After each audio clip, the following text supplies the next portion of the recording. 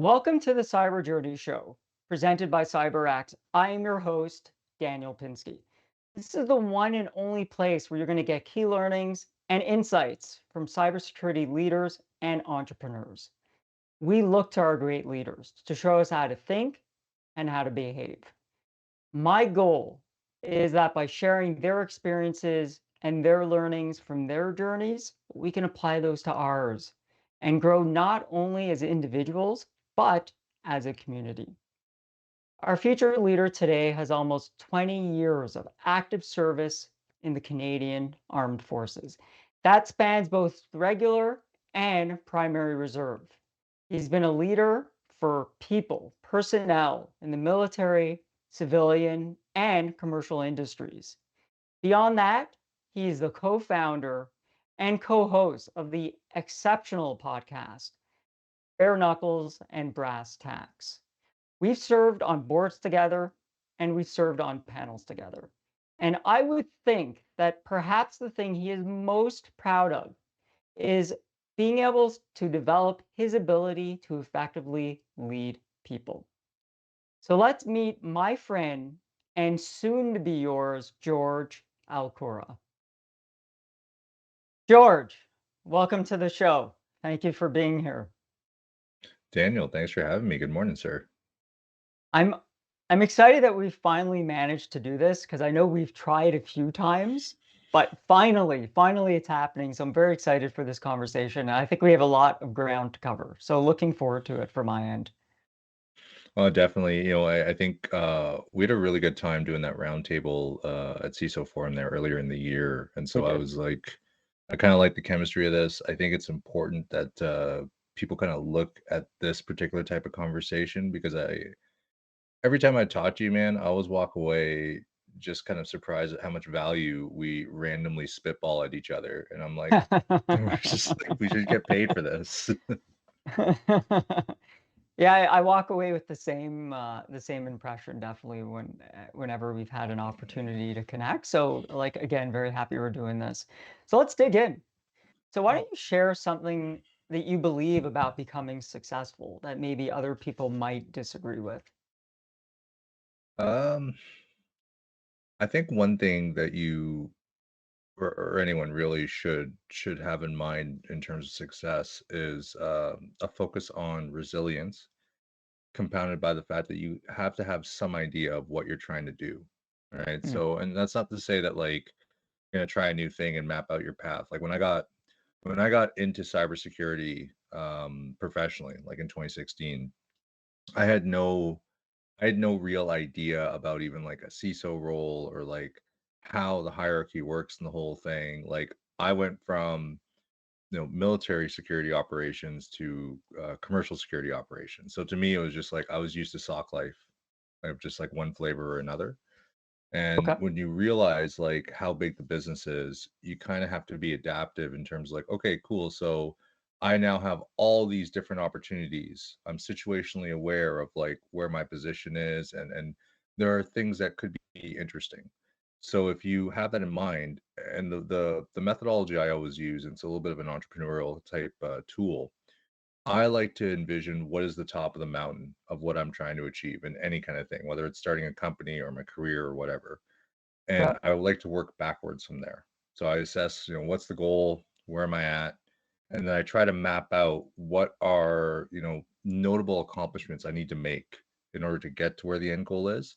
And then you need to have the resilience to persevere through all the challenges. And honestly, in our industry, the biggest challenge I find is maintaining a consistently high level of performance, regardless of how quiet or boring any given day might be, and then maintaining a calm level of performance, no matter how exciting and just insane the day gets as well. You really, if you're going to succeed, you have to be calm. You have to be able to be excited when it's time to be excited, and you have to be able to kind of like take the hits, move forward, and understand that you have a bigger goal than whatever minor inconvenience happens to be bothering you on that call, on that week, on that project, whatever it is. Yeah, it's interesting that you say that. I approach things very similarly, to be completely honest. I tend to look at things certainly what I do on kind of a day-to-day basis in my role within my organization is kind of we have this overarching vision, and then underneath that vision you have kind of the smaller missions, and within those missions you have objectives. So it's very similar to the way that you described it. And as you complete those objectives, then it allows you to complete those missions. And then as an organization, we work towards that larger 3 to 5 year vision. So Mm. very similar to the way that the kind of you've explained it. And given your background, obviously, with your military service, how do you think that experience has helped inform your current role in that transition from kind of active military to more civilian life? I would argue that the lessons I learned from my military career, particularly around leadership, around being mission oriented, around performance output, like how to get the best performance out of yourself, how to get the best performance out of your colleagues, out of those under your charge, as well as the ability to work for and coordinate with people at the highest levels at the most high stress of times. Yep. When you have that kind of experience in your back pocket, it actually becomes really easy to rise up very quickly within our industry, especially in the commercial side, because you might have some folks who are the most technically brilliant programmers in the world, or they are absolute genius analysts. They can extract context from all sorts of randomized data. But at the end of the day, if they don't know at an emotional level how to actually build and manage relationships, both within their organization and in higher organizations or externally, they're not going to be given opportunities to advance themselves to the levels which they could. So for myself, like again, I'm a non-CISP CISO, and I'm on year, geez, what am I on now? Year 6 or 7 of my career, and I'm already at this level. How did this happen? When I started off, my initial job title was junior SOC analyst at a global MSP. I was a nobody in an organization full of thousands and thousands of people. How do you get to this point? It's because the military gave me the background, the understanding, the mental resilience, the tools to know how to get the best performance out of myself when I had to be the individual contributor. And then as I was getting more escalating levels of responsibility, whether I was dealing with C-suites as a senior consultant, whether I was providing corporate security level reports based on security threat information that we were observing, whether I was dealing with someone who works in fintech or oil and gas or utilities or whatever the industry, I have the ability, because of the Army, to be able to take very complex concepts and bake them down into consumable language that can support typically non-technical decision makers. And if you're a Hmm. security Hmm. professional, I truly believe like our job fundamentally as security pros, unless you're the CEO of the organization and you're like a services boutique or you're a technology supplier, um, our job is to advise leaders of some sort, whether it's a board or whether it's C-suite or CEO, whatever it is. We have to be able to make sense of the chaos that is the cyber threat environment and the business implications for that respective organization. That to me is the biggest, most important fundamental executive level skill that a professional should be developing. And if you come through the Army path and you actually, really lean into the leadership training, lean into how they teach people better management skills. Because again, like I know there are certain things in the news and like people complain about certain bad cases, which in a big enough organization happen all over the place. On the whole, however, the military produces tried and true leaders, and that's what you get out of it. Hmm. I mean, you said so much there that I agree with.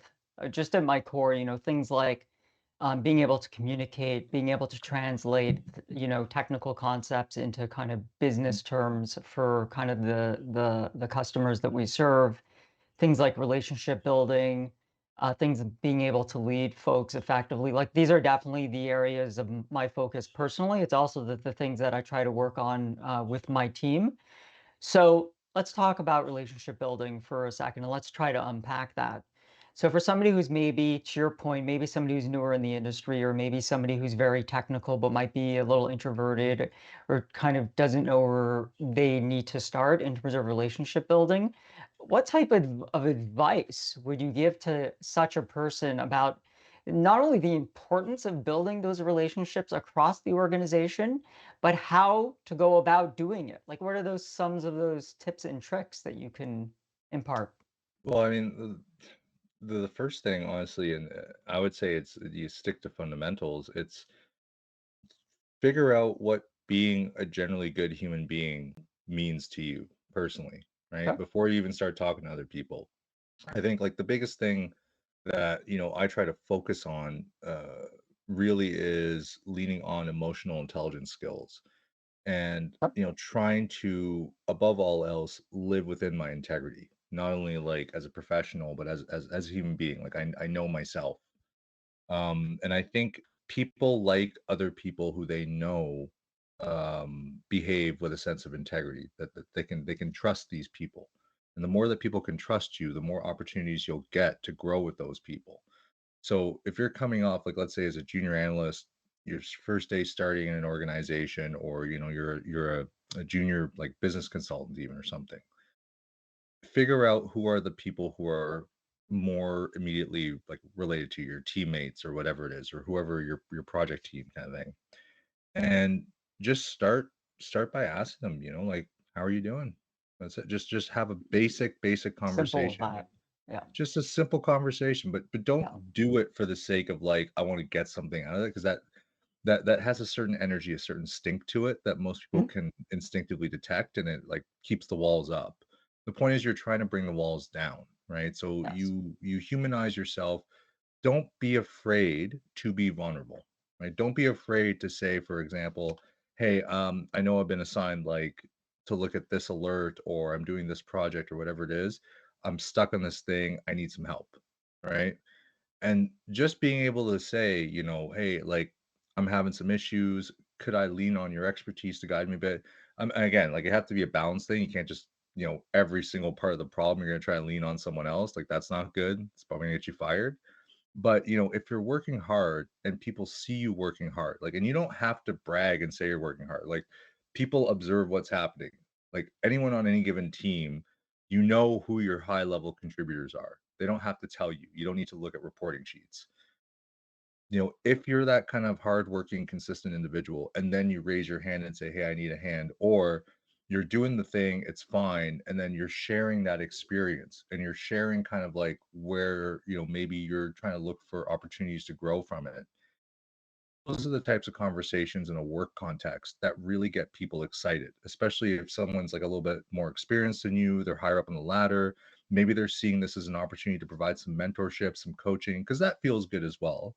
Absolutely. Um, Yeah. that's kind of how you start building those bridges. And then as you go forward and you start kind of gaining more responsibility, and you might even have some degree of influence on purchasing power if you're on the client side, you know, you you then can kind of work externally as well, and you're just gonna, start trying to break silos within your own organization. And, Dan, I'm sure within your own organization, when you took the job, there were probably a ton of silos you had to break from the previous time, and you had to build new Absolutely. relationships and new Yeah. processes. That is a thing that happens at every single level. So Oh, yeah. if you Yeah. learn to do that early, you become someone that people look to as a team builder, right? Yeah. And all of this again comes back to just being a human being, understanding that, we're all doing our best. I know this is like a Friday morning rant, but like No, I I'm love it. coming up with I all love it. this. You're saying so there's so much value right now that you're dropping. I don't even know where to go with it.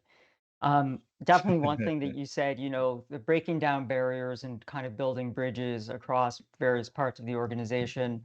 That Mhm, again, that's kind of another mantra of mine on my day to day in what I do, and it's certainly something that I continue to do and I will always try to do.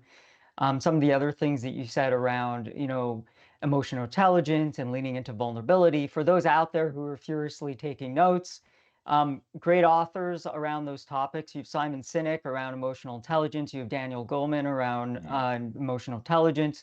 You have Brene Brown around vulnerability. So, like, if you're looking for, okay, I'm interested in these topics, like I've got the appetite now, who can I go to get that, that mentorship, or who do I look to learn from? Very often in our careers, and I'm sure George would agree, a lot of the mentors that I have, I've never met.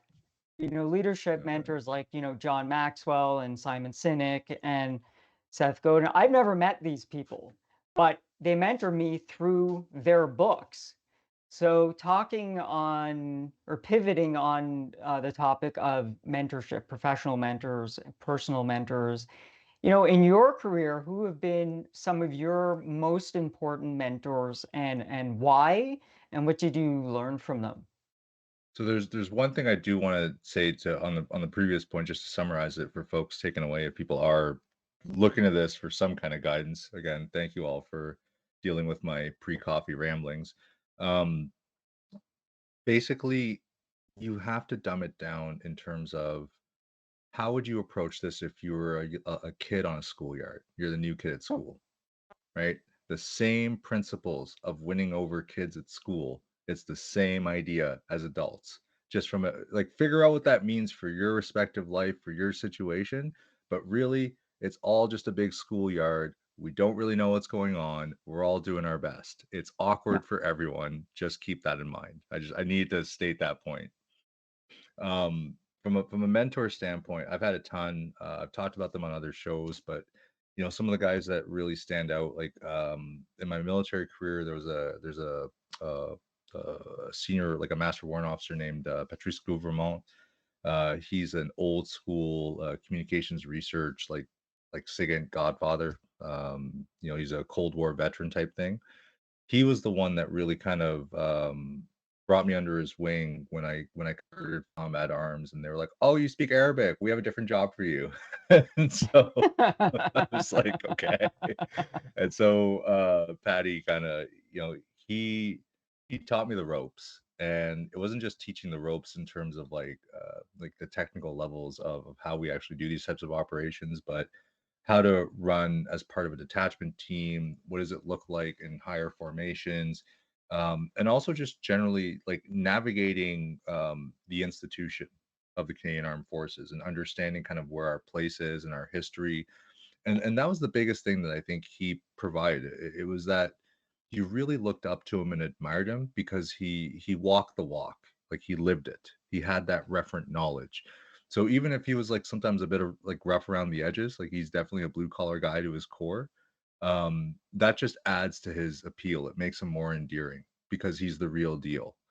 And it's the So same it's thing. about leading by example, just for the folks out there that are listening. We always come back to this concept of the leaders, or certainly the leaders in my life that have most resonated with me, of those which have truly led by example. At the end of the day, people do what people see. It's as simple as that. Oh yeah, and again, like going into industry, like and shout out to another a second era mentor of mine, Michel Jean, who he worked in NSA. We worked together doing some pretty crazy operational stuff, and I learned a lot from that guy as well. I again am endlessly thankful for how he helped my career when I was still in the army. So if he ever listens to this, Michel, thank you for everything, sir. Um, when I was at CGI, the now CEO of Martello Technologies, John Proctor, he was one of my VPs at the time. He actually was the one that gave me the shot to get out of SOC world, right? Hmm, hmm. So he had been a bit of a mentor for me back in the army days, and we were both in the same unit. And he was a captain, and I was an NCM, and we kind of maintained that kind of relationship, just on and off over the years because we were generally in the same sort of circles. But he was obviously flying in a little bit of a higher level at the time. When I got to CGI, and this is something it's kind of an inside story that I love talking about on occasion. I liked the job, but I was like 2 months into doing shift work.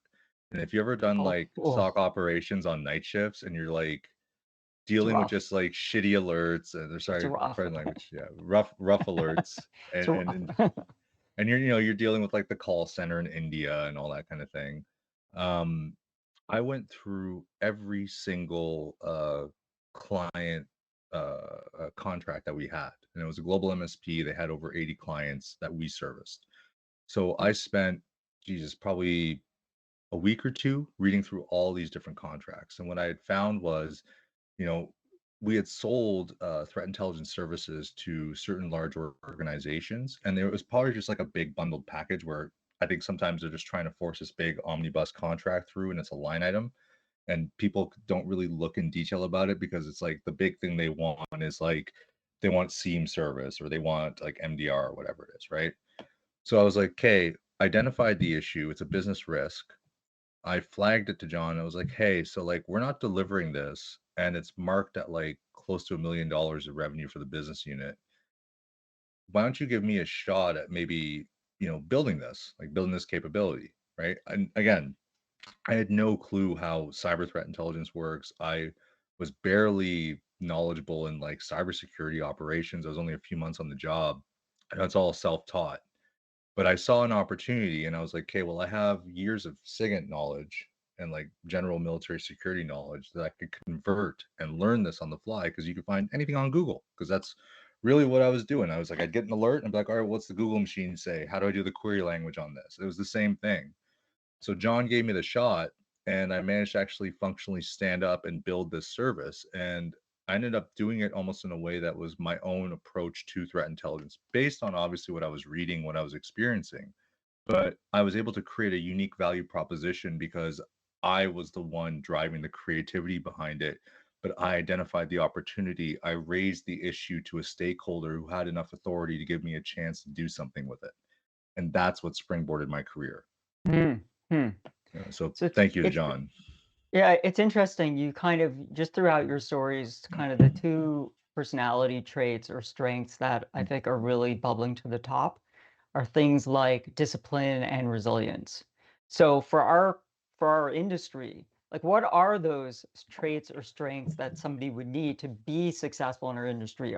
Is it things like resilience and discipline, or are there other traits as well that I think would be very valuable? Adaptability. Like Adaptability. Okay. there is no point where you ever like in I love Simon Sinek very much. Infinite Game. Infinite Game is one of my favorite Great books. book. We are not in a finite game. Mhm. Like this never ends. You never just like, I have my SIPs now. I'm the best cyber pro ever. I have my system. I have whatever. Right. Or like we completed this project. We're good. We've won the We're game. good. It's not, right? Like if you're going to be relevant in this industry, you will have signed on to be a student for the rest of your time while you're working here. Yes. Right. It doesn't matter at what level you reach, you need to constantly be educating yourself. And in this year, especially of all this emerging AI technology, if you're Oh, working in yes. security and you're not being a student, you're going to be left in the dust real fast. And I think that adaptability, that thirst for knowledge, that fundamental curiosity, like along with adaptability, curiosity, if you don't have those things, this place is going to pass you by real fast. Yeah. Yeah, I would agree with you 100%. It always seems to me, certainly in my career, that when you think you've reached whatever mountain that you're climbing, on the horizon, there's a much larger, higher mountain waiting for you to Mhm. climb. And I think it really is a shift in mindset, isn't it? It's this growth mindset that we always have to be learning. Because to your point, well, the industries keep moving, the industry keeps growing, and if you're going to be in this industry and you're going to flourish in this industry, well, then you have to keep growing. It's a requirement. So when we talk about, the things that you've been through, like what have been the keys that help you rising in your career? And what are those tips that you can give to other folks in various stages of their career to help them rise in theirs? Um, One of the biggest things is like trusting your gut. So really developing your gut instincts on certain opportunities and then being situationally aware enough to identify opportunities. Right. So Okay. when I got my first opportunity to actually land like a director job, like a proper executive level job, it came because I was invited to be part of like a high level public private board, like a federal board. And I'm sitting there with all these industry leaders. I'm sitting there with all these uh, associate deputy minister level folks from different departments, and then it's kind of it's a bit overwhelming to be honest with you for a dude who was like doing startups and then like working level SOC operation. So it was like very eye opening. It was a great growth experience. But what I noticed was it gave me insight as to how folks at the senior levels looked at Mm. cyber Mm. operations and kind of looked at our issues from a cyber defense standpoint and from a supply chain management standpoint at that time. So this is like 2018, 2019. Um, and it's not that they were like wrong, but it's just you realize the difference between folks who are looking at things purely from the 30,000 foot and above view, who might not have the referent working level experience on the ground of what's actually happening, right? They're Mm. they're they're Mm. looking at things from a business value standpoint, and they're looking at things at the occasional report of an event that's big enough that it reaches their desk. Um, and so I began to get frustrated because I'm like, I see what you guys are saying, and it's kind of in the right direction, but you guys are missing the point on some of your reports. And Okay. I remember there was one meeting, very specifically, and they had just done this big survey report, and I contributed to the survey and everything, and they're talking about it. And I really didn't agree with a lot of the stats that they were presenting, right? And so, they had spent a few $1,000s putting this thing together, and I to try to draw my point, I looked around everyone, and you have to remember, like, there's some like very high level C suites from some very powerful organizations at this table. So this is kind of insane that I did this, looking back on it now, but, whatever. That's how we What are you learn, gonna do? man. I'm neuroatypical, so what can you do? So I literally looked at everyone and I said, "Hey, so just a question for everyone in the room. By show of hands, who," and I remember saying this exactly, I was like, "Who fingers on keyboard has actually done any cyber operations in the last 10 years? Keep your hands up." I looked around the table. Nobody. Crickets. All right. Well, Wow. who here has ever done it? Looked around the table. Nobody. These are the people who are advising, like, the government at the time of, like, what we should be doing at an industrial level around cybersecurity. So I was just like, I remember looking around and when I asked, has anyone like ever done it? And no one had their hand raised. I looked at the back of the room. Obviously, there like the staffs and the assistants were kind of like in like just like in a viewing kind of area behind the main table. And I see these four military colonels just like seated together, like at the back row of it, just like laughing between each other because they knew what I just. Yeah. And I'd kind of drawn the point of just like I don't think there's enough referent knowledge at this table to be producing this kind of reporting like this, right? Just kind of just based on Interesting. survey knowledge, right? And afterwards, like again, I wasn't abrasive with anyone. I wasn't. It's just making the point of just like I'm actually like living this day to day. I'm doing these projects. I'm doing these things. I'm servicing these clients. And what I'm seeing is different than what your reports are telling you. So there has to be a reason why there's a disconnect or an incongruence there. After the meeting ended, as I'm on my way out, one of the CEOs at the table came up to me and she was like, "Hey, so why don't we grab like lunch sometime?" And that Wow. was kind of unexpected. I was like, Okay, sure." And eventually that conversation turned into, "Hey, why don't you start a managed services division at my company?" Wow. Yeah. So realistically, for folks listening, the whole point of the story is like, don't don't do anything crazy. I still can't believe I did that shit and like survived and I didn't like get fired or didn't get reprimanded or something. It's insane. But sometimes, yeah, if you want to grow, you gotta take calculated risks. Calculated Like risks. Yeah. nothing ventured, nothing gained, Yeah. right? So you have to see those opportunities, be vulnerable, put yourself out there, and be creative, obviously. Like have a little style to it if you can. But people, I think, appreciate someone with courage and someone with conviction and someone who's willing to stand Yes. by what they believe in. So that's how you advance yourself. Yeah, I would agree with you. It's I think it's all about being respectful, which you obviously were. You were obviously Mm, professional in what you were doing, but you took a stand, you planted your feet, and you didn't move. And mm, like those things are obviously very, very, very, very important, and that's an incredible story. So I'm just curious, so after that meeting happened, like what happened? Like what was the outcome of that meeting and like what happened ended up happening with the report? So I think they ended up redoing, like they revised the report, and then Okay, they got a lot more input from different folks and different good. organizations, and they really expanded the scale. Sorry, and then they came out with another report a little bit later on. I think I want to say like a year and a bit later, and I thought it was much better. It was a Good. much better reflection of the state of cybersecurity in Canada at that time. And then I actually ended up using that report and citing it on some other analysis I had done after the fact. But I do like the fact that, obviously they're not gonna validate you in the moment when you do Yeah, something like that. But if you look after the fact, it's like, okay, you can see that conversations happen behind the scenes and like decisions were made. So yeah, you that's how you build influence, right? And that's how you build people looking at you like, this is another thing with like the LinkedIn thing, or like people trying to be LinkedIn influencers and all that kind of shit. Real influencing is like showing that you have some kind of referent or technical knowledge to provide, and having exactly. the audience to influence decisions based on the knowledge that you bring. That's what being an influencer is. It's not just putting out constant content on social media. Oh yeah, I completely agree with you. I have two comments. So an old coach of mine used to say that, and I think you've illustrated it so beautifully in your story that, growth and comfort can't coexist. And if you want to grow as a person, you've got to get out of your comfort zone and you've got to go into your growth zone. And kind of that story had beautifully illustrated that point. In terms of, creating or fostering influence in an organization, I agree with you 100%.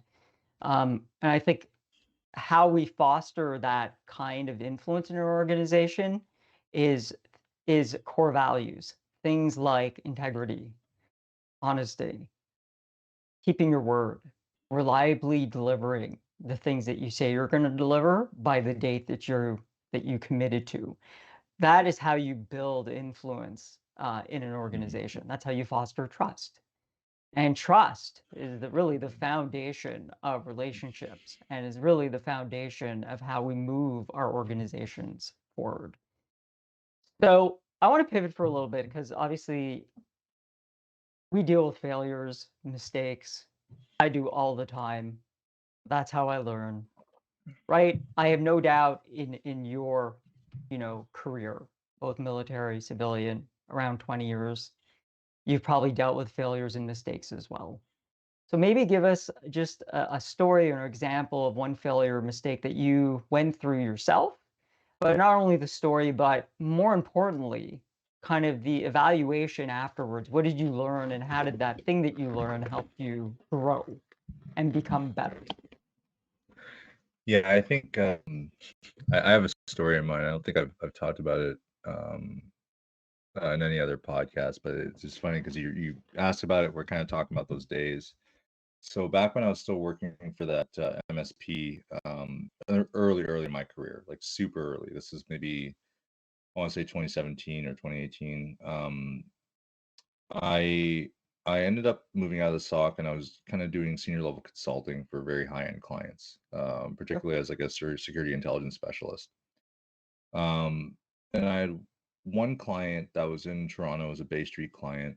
Um, and so the way that this organization, like my employer, was structured is they had different business units based on different geographies. Good. But broken down by country at that time, those business units competed with one another for funding, like from central, and that Oh, was based on performance.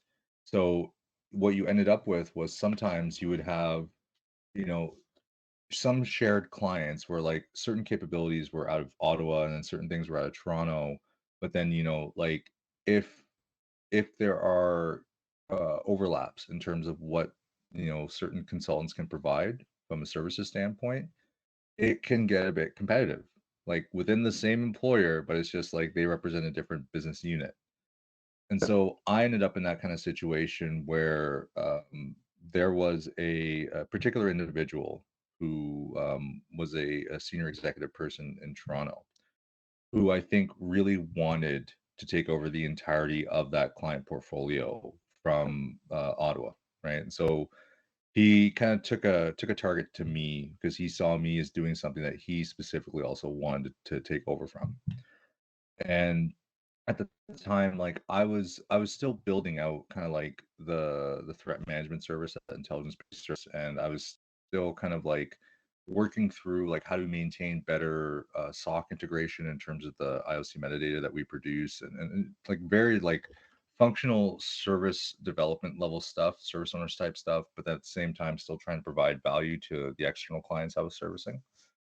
And so in this case, I remember I did an investigation for a thing, and I made a mistake in the sense that I chased the data trail, and I chased the domain down to a certain point based on what the Whois information was giving me. And, you know, basically what I hadn't realized was that it was based on a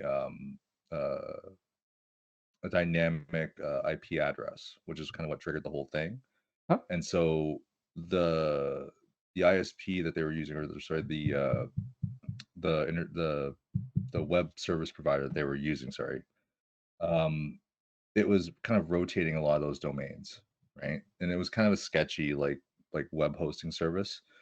I really was just I was still new to kind of looking at IOC metadata analysis at that level and kind of being able to inherently or intrinsically understand like, okay, well, no, this is a false positive. Like you're not actually like this is not the actual address of the person who's trying to hack the organization. Like this is literally just registration information for a domain that gets rotated and cycled through. Like the domain owner changes every couple of years, kind of thing.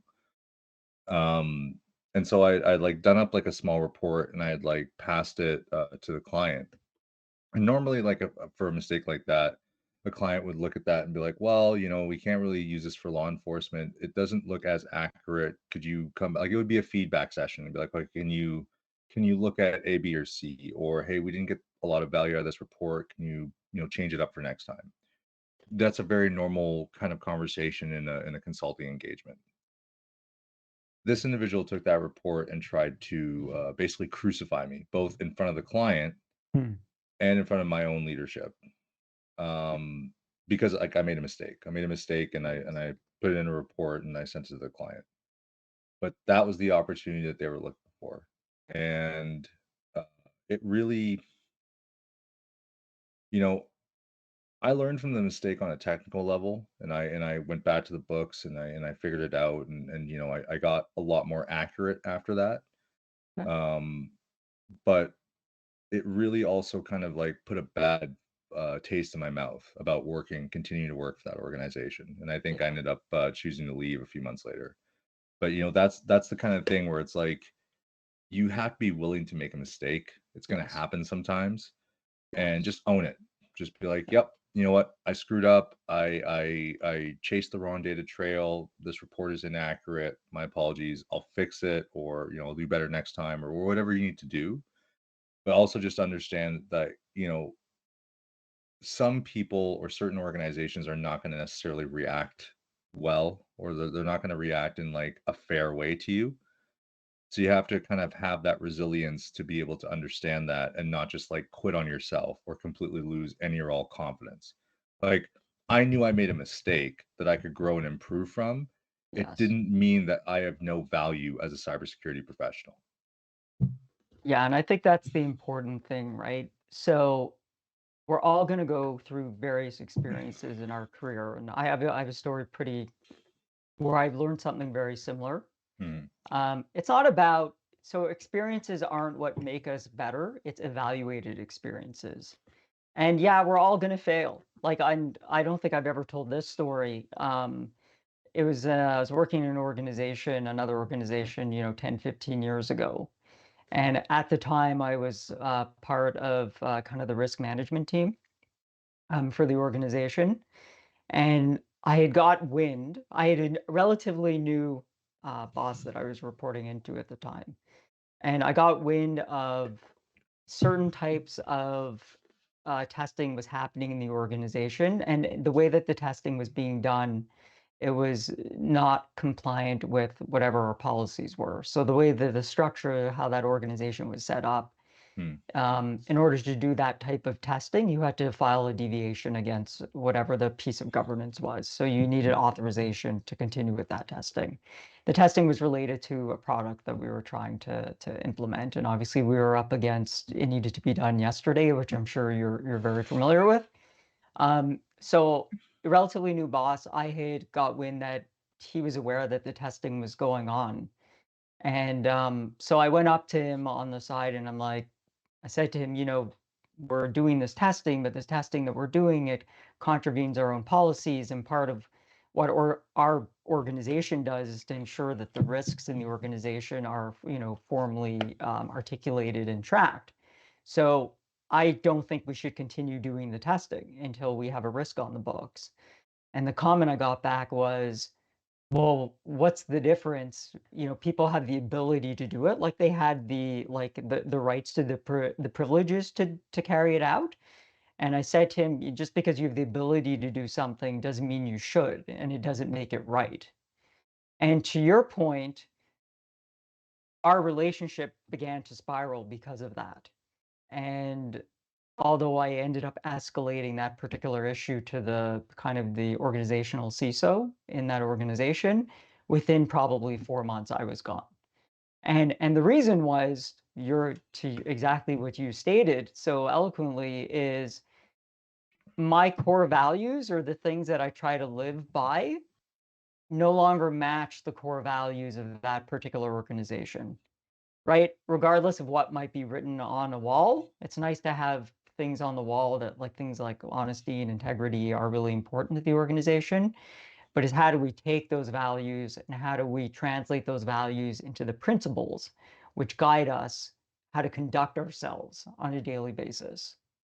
So yeah, I agree with you. That's a really good example. And for the people out there who are listening, having value-centered leadership is, to me, it's been paramount in my life and absolutely in my career. When you're in the middle of stormy seas, it can be an anchor to guide you on how you should conduct yourselves because we deal with difficult decisions and kind of difficult topics on a daily basis, and kind of having that center of your values is really, really, really important. So thank you for that story, and I thank you very much for sharing that. Appreciate it. No, for sure, and you're bang on, man, because that's how you also set good culture. But that's a Absolutely. another another episode. Yeah, absolutely. All right, so this has been fantastic. Let's shift a little bit as Mm. we begin to wind down the conversation. So, if you're meeting with somebody, either maybe they're a recent college graduate or somebody who's maybe been in the profession for a couple of years, what is that one general piece of life or career advice that you would give them to help set them off? Figure out what happiness looks like to you, Okay. right? Like I was recently at the Canadian Women's Cyber Conference. Like every time, the twice we've done this, or whenever there's an opportunity for it, they have those like coaching sessions where you can go and Yes. volunteer your time and folks can come in. And I was talking to one individual that I'm thinking of in particular, but I've had similar conversations with a lot of folks who are younger and new in industry. And they were saying like, oh, they work for one of the big four. They have this really cool job. It's great. Their parents are proud of them. This is what they've like gone to school for and all this thing. But when you like cut to the core of it, because I could read through what they were saying without saying it. I asked them, I was like, yeah, but are you like happy doing this? And they were talking about the Hmm. pressure they were always Hmm. under and being overworked and having to deal with like clients that were sometimes very terrible or mean to them, and dealing with a hierarchy that sometimes could not be very considerate of this individual, right? um and so I told them, I was like, look, like maybe it's good you have the experience on the record, like you have this big four shop on your resume now, no one can ever take that away from you, and you can choose to leave on your own terms. But I think that you need to find somewhere else that would make you happy. And then I even brought it up to the higher level. I said you need to figure out, first of all, is cyber even the industry that you want to like, work in? Do you even want to do this? And I'm not trying to discourage someone. Like, we need people, especially people who are younger, people who are female or coming from diverse backgrounds. But I'm saying that, like, you know, there's a thing of going to cyber because you see the numbers that you could be Yeah. making and the opportunity, but then, maybe it doesn't actually fit your personality. So you have to consider at that level. And if you decide, like, I like the industry, I like doing this generally, then you have to figure out, like, okay, well, what specifically would you be happy doing? Would you be happy working, in a GRC type role? Would you be happy working security operations or forensics or whatever it is? Mhm. And then position yourself to find an employment opportunity where you can do that thing and you can learn it. And that's how you get satisfaction out of your work life. And if you can get satisfaction out of your work life, part of that process is working at an organization that culturally fits with you and allows you to have the home life that you want to have, whatever that looks like. Like, so for my employer, where I'm at now, a big part of their appeal, on paper, we have a 4-day work week and we're fully remote. They sold the office. I have Wow. more autonomy and freedom in my career now than I've ever had before. And I make more now than I ever had before. And my job is more fun and more interesting now than it's ever been. I am living in a dream job. But you gotta, like, you have to know what defines your dream state in your career and in your life, and then pursue, opportunities that allow you to actualize it. So again, bring it back to the original question, figure out what happiness looks like for you and chase that. Yeah, I couldn't agree more. And another great book, and I'm sorry for all the plugging of the books, but Simon Sinek's Start with Why. Yeah. Um, I couldn't agree more. And for the folks that I've sat down with coffee for, folks that reach out to me every now and then on LinkedIn, which I'm sure happens to you as well, or at conferences, Mhm. I literally have that exact same conversation. Like, one, is cybersecurity the right industry for you? And also within cybersecurity, what do you actually like doing? Like, what could you be doing that would make you, to your point, excited to get up in the morning, just raring to go, ready to dive in, like make you happy? So really identifying what that is for you and then chasing that is so, so important. Mhm. So thank you for that. So let's another one, and kind of we've been throwing books back and forth. So what is that one book that you would recommend for somebody, and why? So there's, I guess, two, because we brought it up, is I same as you, like, I came up with, like, I love John Doerr, right? Simon Sinek's books really influenced my career as well. There's a Okay. few other authors that I'm super into. One book that I would recommend for folks is Can't Hurt Me by David Goggins. I love David Okay. Goggins. Okay. So if you know anything about the guy, he's an ex-Navy SEAL, he's an ultra marathon runner. His whole thing is about pushing yourself beyond the limits of what you can personally achieve and having just the strongest, most durable mental resilience that you could ever imagine.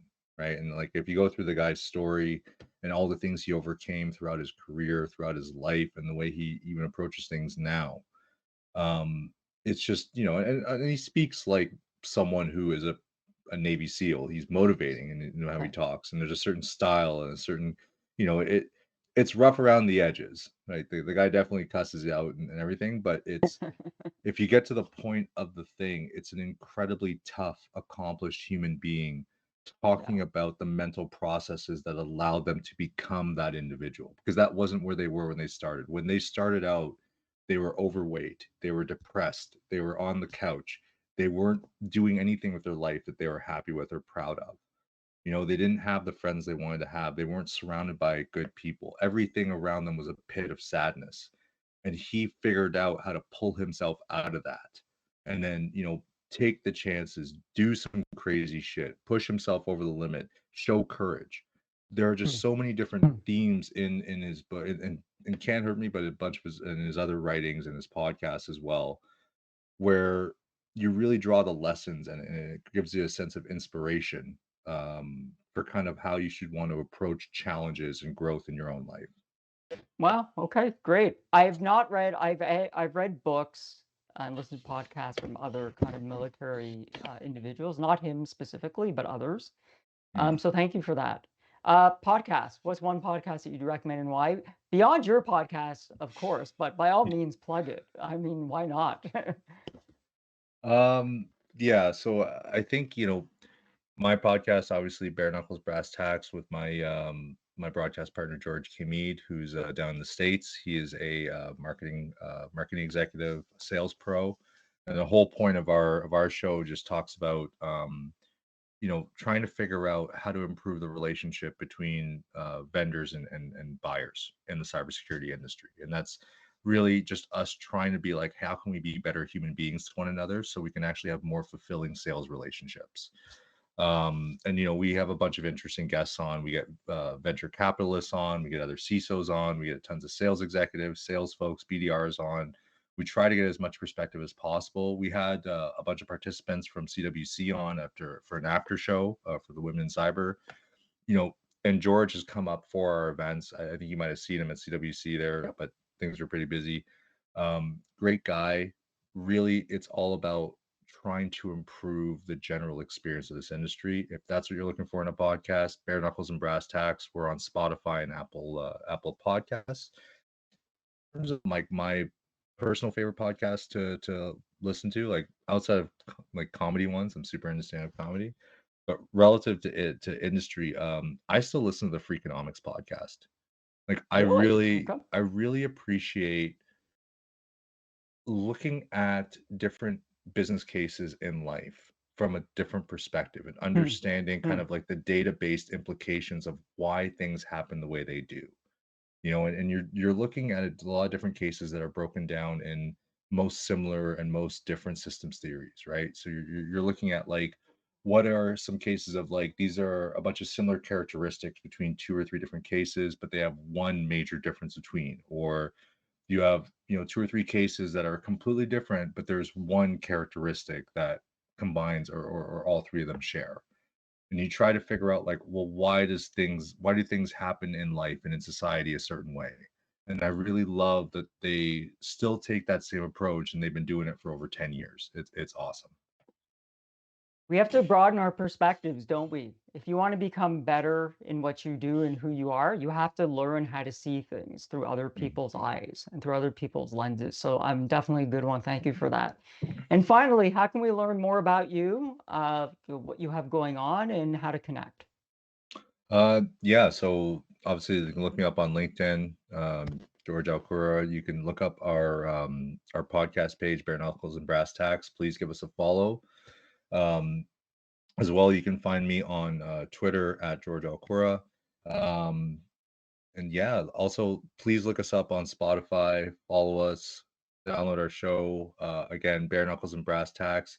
I will also say, folks, if you're in Las Vegas for Black Hat and DEF CON, George and I will be there. We're actually going to be part of a cyber podcaster like kind of super show, or the Super Friends as I call it. It's actually a panel with like 9 other cyber podcast hosts.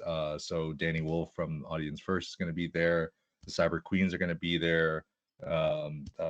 Hacker Valley, the Hacker Valley guys are going to be there as well. A lot of really cool folks who are going to be at this live event. It's going to be on the 9th, so August 9th at 5. Check us out on LinkedIn. There's going to be links to an actual event page there as well. But yeah, if you're in Las Vegas for Black Hat, come meet us, come hang out. And outside of that, yeah, look me up on LinkedIn or Twitter. Awesome.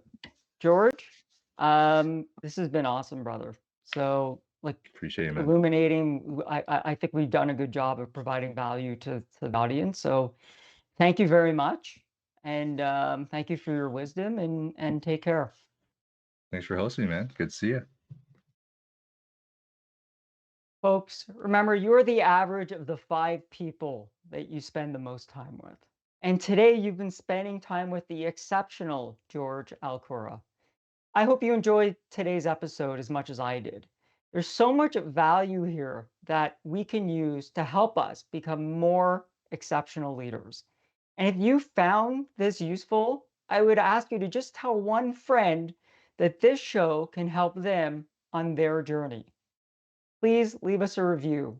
I really do want to know what you liked, what you didn't like, and how we can improve. Finally, thanks for listening. And until next time, keep learning and keep growing.